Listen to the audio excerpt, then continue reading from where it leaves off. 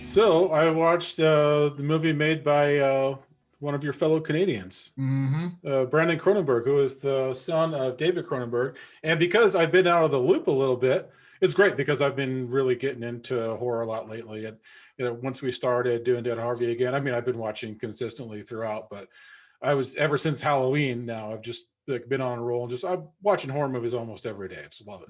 But it's renewed my love for the genre. But so he actually made another movie called Antiviral, which Yes, because I was out of the loop, antiviral I is. missed. And I thought I remember hearing about that before. And then I was looking at some of his other stuff and I was like, oh, okay, cool. Have you seen his other one I've that he seen, did? I've seen Okay. I've seen antiviral, and it's actually really good. And I think I actually Okay, saw it cool. only because it's David Cronenberg's son, Mm-hmm. Brandon.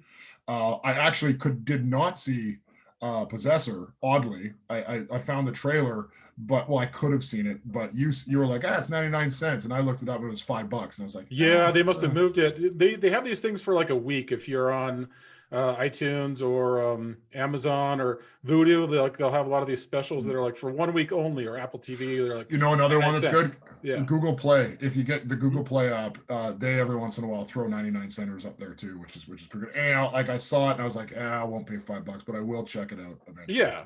So this movie is like it's classified as body horror.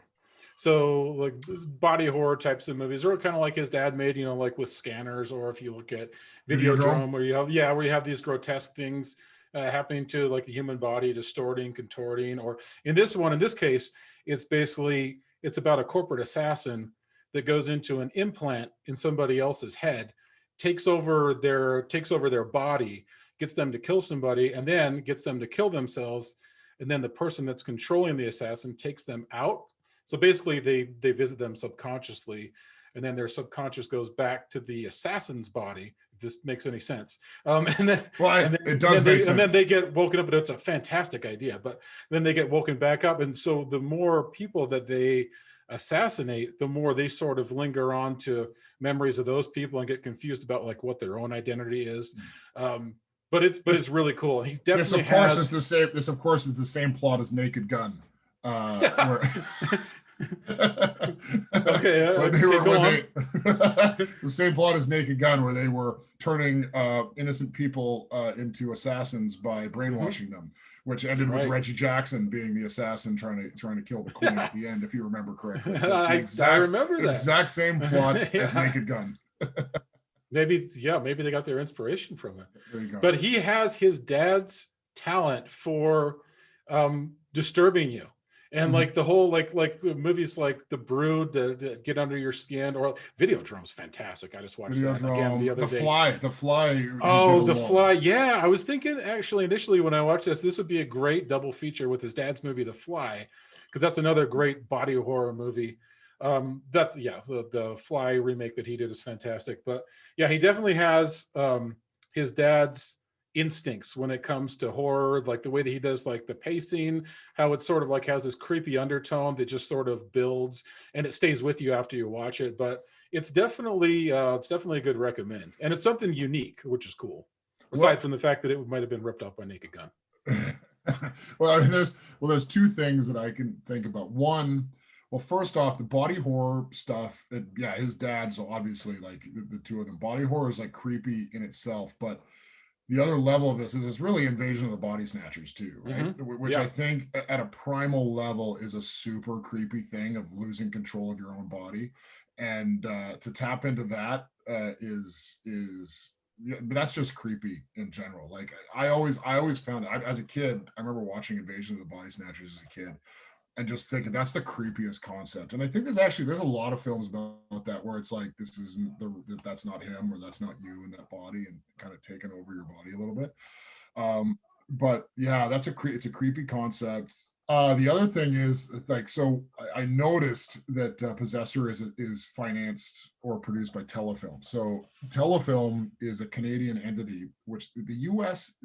does not have an entity like this. A lot of other countries do, and it's basically a film entity, and they finance Canadian productions. And it's actually one of those things that there's what sucks about it is that they have people that they want to work with. Like obviously, a Mhm. Brandon Cronenberg is going to be able to go in there and say, "Hey, I'm David Cronenberg's son. We have this idea," and their Telefilm is going to be like, "Oh my God, we want to finance this film." And it's very tough to break in. I've met with Telefilm a couple of times on certain projects, and they're basically like they have X amount of dollars that they allocate to just Canadian productions to keep Canadian productions Canadian, and there's certain aspects you have to take to it. They call it CanCon, to the Canadian content, that you have to tick certain boxes, and then they're like, "Hey, here's your money," but they only give it to certain people. Mhm. And then they do what's called co-pros, which is a co-production. So Telefilm says, "Oh, find another production company," or they'll do a co-pro with Ireland. Like you'll see certain movies where it's Telefilm and then the Irish want to do it. But this is a Telefilm product, which means they gave it financing. And when you actually look at the amount of production companies involved in it, that's typically how these work. So they'll find a distributor in Canada that'll pre-buy it and give them, okay, we'll pay $250,000 for the rights to it, and then Telefilm says, okay, great, we're going to give $400,000 towards it, and then they pre-sell it in a bunch of places, and then they do the tax credits that you get here that you also get in different states.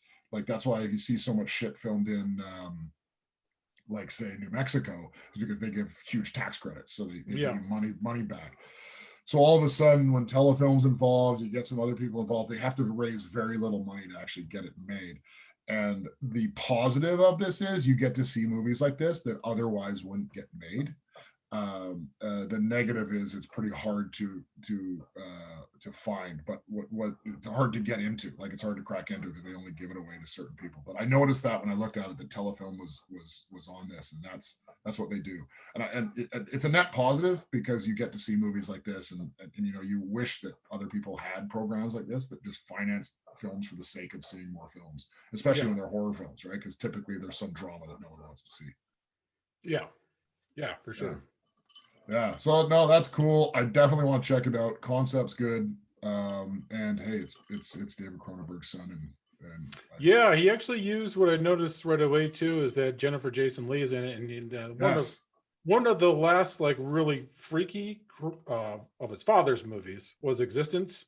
And Mm, before he started doing mainstream stuff like History of Violence, it's still like with Edge, but it's definitely more mainstream and not as weird as the stuff he used to do. mm. But that was like the last like kind of like bonkers movie he did that I Yeah. messed with. Oh, you know what's interesting about the Telefilm and the tax credits you get here is that you have to, when I said CanCon and the Canadian content, you have to have a certain amount of Canadian, like it has to be like these certain people have to be Canadian. So the actors, a certain level of them have to be Canadian. Yeah. And the one that ends up in a lot of movies is Michael Ironside because he's Canadian. Oh, hell yeah. We talked about Yeah, Michael Ironside before. He's we great. talked about him before, Yeah. and that's why in Turbo Kid he showed up in Mhm. there's certain actors that are Mhm. that are Canadian that these guys always go after because it ticks the box for CanCon. But Jennifer Jason Leigh, I don't think is Canadian, but you I guarantee if you look at the other actors, they're all like Yeah. I think it's 80% of lead actors have to be Canadian, the director has to be Canadian, the writer has to be Canadian. Yeah. But that's kind of cool. That's I got to check it out. I wasn't going to pay $5, but maybe now I will.